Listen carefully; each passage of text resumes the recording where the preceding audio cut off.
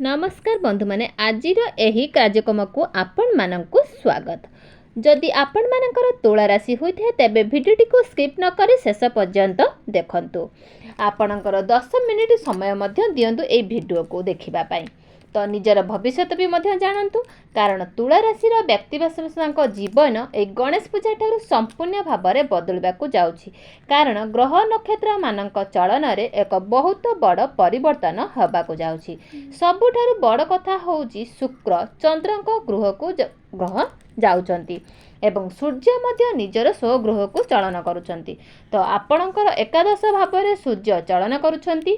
देवगुरु बृहस्पति मध्य निजर ग्रह नक्षत्र परिचालन करुचंती जहा फल रे आपणक भाग्य रे बहुत बड़ भाग्य परिवर्तन होबाक जाउछि जहा फल रे आपणक जीवन रे चलीथिबा समस्त दुख कष्ट एवं समस्यार अंत होबाक जाउछि। तो पुनर्बार आपणक जीवन को खुशी फेरबा को जाउछि। बुध शुक्र एवं सूर्य निजर राशि परिवर्तन करिले मंगल मध्य निजर राशि परिवर्तन करिवे। शनि मध्य बक्री चलन करुछंती जे कि आपणक पाई जोग कारक ग्रह अटंती जहा फल रे आपणक जीवन रे किछि बड़ होबाको जाउछि एवं आपणक जीवन रे चलीथिबा समस्त दुख कष्ट एवं समस्यार अंत होबाको जाउछि। एही गणेश पूजा ठारू पुनर्बार आपणक जीवन को खुशी फेरबाकू जाउछि।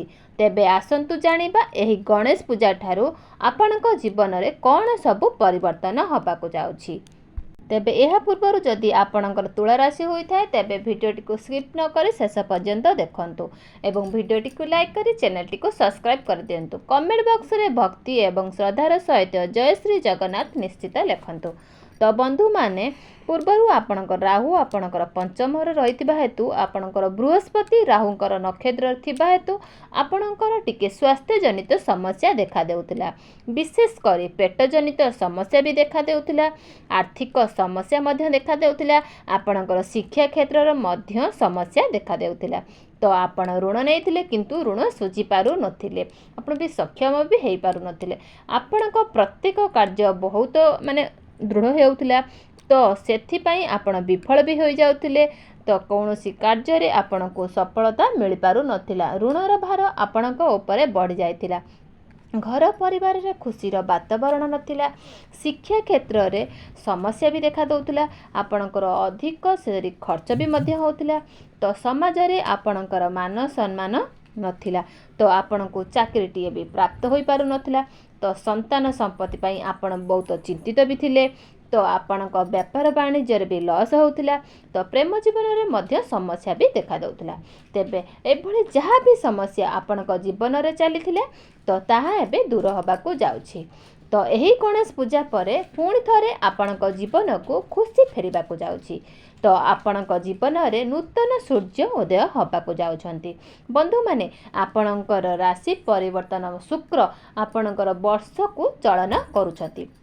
आपणकर केंद्र को मध्य चलन करूछंती। सेटारे पूर्वरु आपणकर बहुत शुक्र एवं बुध आपणकर केंद्र स्थान रे लक्ष्मी नारायणकर राज्य जुगरे निर्माण करूछंती जहा आपणक पई अत्यंत शुभदायक अटे। तो दशम भावटी होइथाय आपणकर कर्म क्षेत्र भाव कैरियर भाव। तो एही गणेश पूजा परे आपणकर कैरियर रे बहुत अधिक ग्रोथ करिवे। आपणक पाख को नुआ नुआ काम भी आसीबो।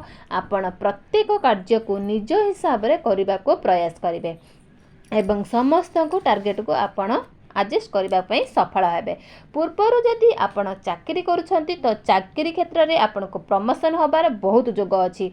तो ए कोनोसी कंपनी रे आपण यदि जॉब ऑफर आसी पारे। तो सबुठारु विशेष कथा होउची आपणक पाई चाकरी पाई जोग बनु अछि। तो आपणक चाकरी पाइबा पाई चेष्टा करूथले तो आपण निजर चेष्टा को जारी रखंतु। जो माने बेरोजगार अछंती जो मानकु चाकरी मिल पारु नाही से मानकु नूतन चाकरी मिलिबारे बहुत अधिक समस्यार आसु अछि। किंतु आपण को प्रत्येक इंटरव्यू रे आपण को सफलता भी मिल पारिबो। आपण आपणकर काम खर्च को नेकी विदेश यात्रा मध्य करि पारंती एवं जो माने विदेश रे रही कोनोसी काम कार्य करूचंती तो चाकरी करूचंती तो व्यवसाय भी करूचंती तो सेमानंकु सेमानक कार्य रे अधिक सफलता देखिबा को मिलिबो।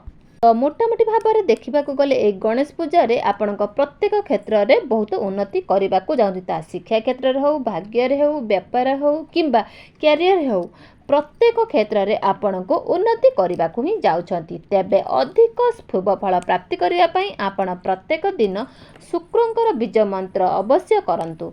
तो प्रत्येक दिन आपण हनुमान चालीसा मध्य पाठ करंतु एवं प्रत्येक दिन आपण उदित सूर्य को तंबा पात्र रे जलाघ्य अर्पण करंतु। निश्चित मात्रा रे आपणकर अधिक शुभफल प्राप्ति हेब। तेबे बंधु माने आपणक जीवन मंगलमय होई एहा ही ईश्वर को निकट रे हमर प्रार्थना। तेबे धन्यवाद दर्शक बंधु। मुझे आगु पुणी थे कही आपण मैंने जदि मो चैनल न्यू करके आसछंती तेबे निश्चित ए भिडियोटी को फास्ट रू लास्ट पर्यंत देखंतु। आपण जहाँ भी किसी समस्या भी अच्छी आपणकर समस्यार समाधान भी लास्ट को आम भिडियो शेष भी कहीचु। भल भाव में भिडियोटी को देखु जमा स्किप न करूँ जी स्किप कले कौन भी बुझीपारे ना। तेबे दर्शक बंधु भिडियोटी तो ये पुणी समाप्त कर पुणी देखा आगामी एक नुआ सुंदर भिडियो रही दर्शक बंधु जय जगन्नाथ।